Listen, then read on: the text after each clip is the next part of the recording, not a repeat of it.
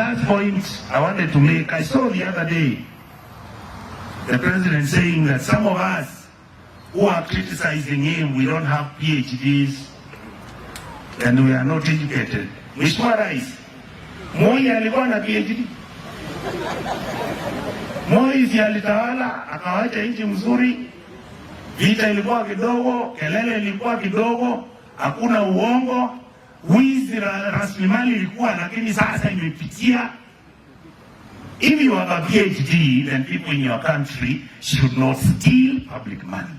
If you have a PhD, hospitals should be working, SHA should be working, she should be working, university funding model should be working. You are PhD, Your Excellency. So you just call even Selassie to advise you.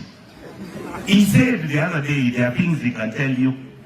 We will respect you. We want you to govern our country with dignity and decency. We don't want stories.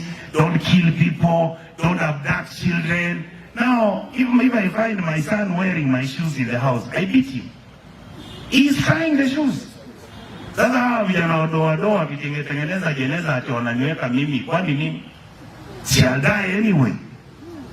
So why is it a big story? We want to thank Kenyans and the Kisii community and as Kenyans as a whole.